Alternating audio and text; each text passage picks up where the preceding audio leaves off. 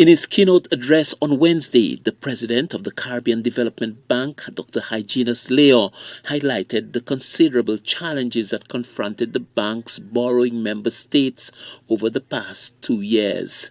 Dr. Leon says some of the initial targets identified by him have become even more urgent. When I assumed office just over a year ago, my presentation to the board outlined an agenda that focused on the transformative and sustainable development of our BMCs with the ultimate goal of improving the welfare of our people.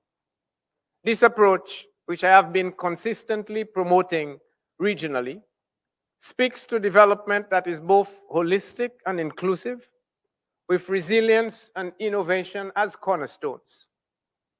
The fundamental themes around which much of my efforts have been centered are sustainable livelihoods, resilient economies, connectivity, and innovation hub. The governor of the Bank of Guyana says the situation looks even more daunting for borrowing member states of the CDB given the setbacks of the past 2 years. The high debt to GDP ratio of some member states and the poor growth prospects paint a fairly bleak picture. But the economic progress of the region, he says, would have to be made despite the recent adversities. We continue to carry a heavy debt burden, with 13 of our countries ending 2021 with a debt to GDP ratio of more than 60%, and 4 of our countries ending the year with a ratio above 100%. The result is that our prospects for achieving the Sustainable Development Goals are even dimmer today than they were 3 years ago. And the implication of all of this is that the Caribbean needs the CDB, our bank, more than ever before. The Caribbean region is facing a multitude of challenges, from the impacts of climate change, disruption of international trade, and the COVID-19 caused economic slowdown. The president of the Caribbean Development Bank, Dr. Hyginus Leon, says the focus has to be placed on key targets that should result in sustainable economic growth for the region.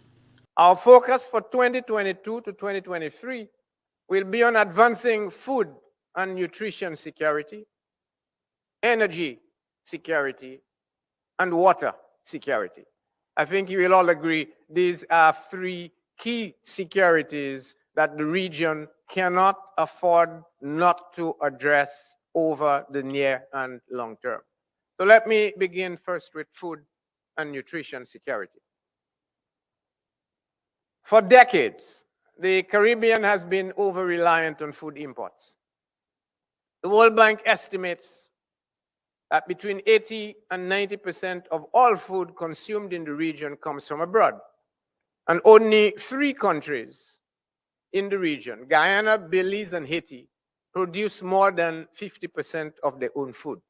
The Caribbean Development Bank is challenging its members to be more ambitious with some of its key targets, such as the significant reduction in its food import bill, rising to the challenges of climate change, and harnessing the opportunities presented by appropriate technologies for the development of their populations. Saint Lucia for the HGS News Force.